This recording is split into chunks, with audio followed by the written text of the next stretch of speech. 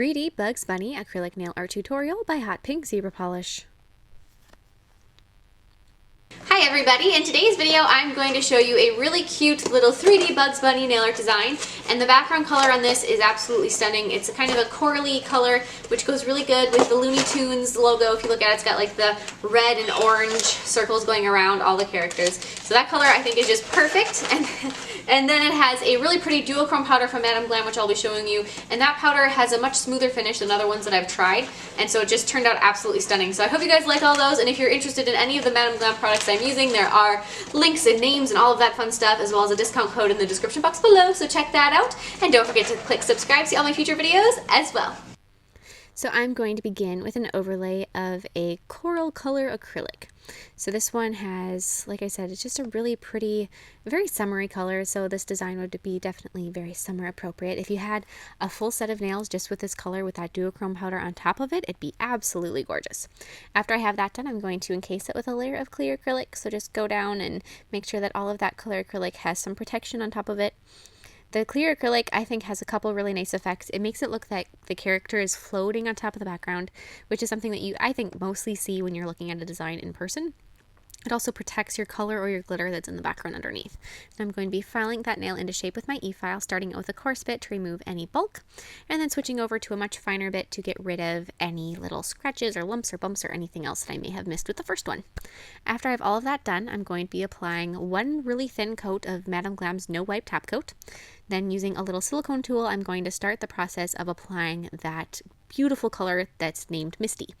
So it's kind of like a unicorn blue, sort of a chrome color that goes on top. It doesn't interfere with the background color, so you can still tell that the background is very orange. Then after that, I'm taking my gloved finger and I'm just really rubbing in that color.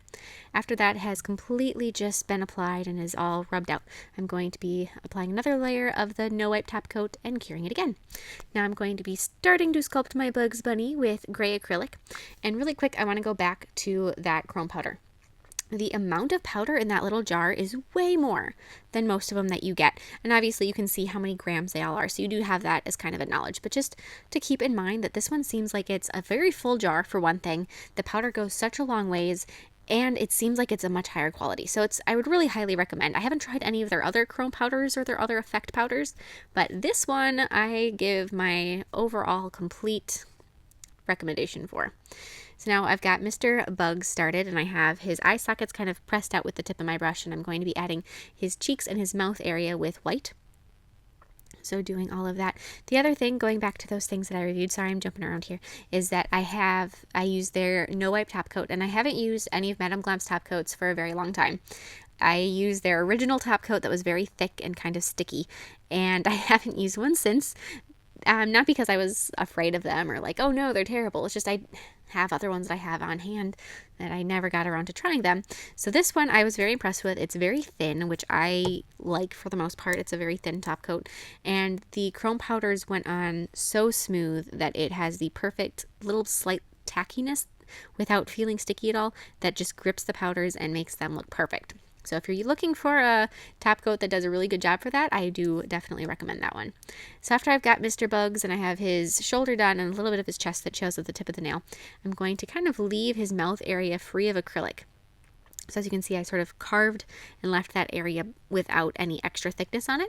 Then I'm going to be adding the very thin, I'd like to think of it as like the mustache area of the white of his mouth area fur. So I had that little thin mustache going from each side, going up around just like so. And then after you have those done, I'm going to just keep adding a little bit more, keep kind of finishing it off. But then you're also going to want to add the inside of his mouth with red acrylic, and use fairly thin red acrylic. It doesn't have to be super thick. You don't actually want to like build it up to the same height as his jaw. You just kind of want to add a little thin layer of it inside his mouth. And if you didn't want to do it with acrylic for fear of getting it too thick, you could do that with paint later.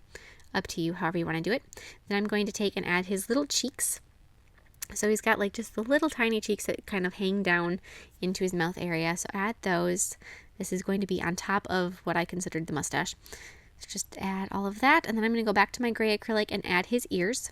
Depending on the length of your nail, you might have room for the entire ear, or you may have placed his head in the same kind of proximity to the cuticle area and then had more room for his chest or his shoulders. So depending on how it is, or you could shrink the whole thing down and fit more in. I kind of like the look of Bugs Bunny sort of taking over the nail, where his ears go off the top and his body goes off the bottom. So I like the look where you don't see the entire ear, but that's kind of personal preference. I'm just going to add a little bit more, blending his ears into his forehead, of that gray acrylic. Then I'm going to take another bead of white acrylic and I'm going to be adding his teeth. That bead that I grabbed was way too large, so I just swiped some of it away. Pat the teeth down, kind of add a little line with the tip of your brush between them to separate the two teeth. Square those off a little bit, and then take more of your white acrylic and add his eyes. So I'm just kind of filling in those eye socket areas I created before. So making those eye socket areas may seem like a process that you can do really quickly. It doesn't really matter. It's not the actual finished look. But when you're putting the eye acrylic in, when you're adding this white acrylic for the eyes, it immediately just kind of goes whoosh, and it flushes out and it just fills in that entire eye socket area. So if you don't want it to fill in the entire eye socket area, then you have to go and kind of play catch up and swipe around the edges a bunch of times until the acrylic sets. Otherwise, if you have them where they're pretty much perfect, the original little areas you carved for them, you can just kind of let the acrylic down, swipe around the edges a little bit just to kind of clean them up, but otherwise you'll be good to go, and it makes that process really quick and really easy. Add his little nose with red acrylic as well. Then I'm going to go through with black paint and start doing some outlining.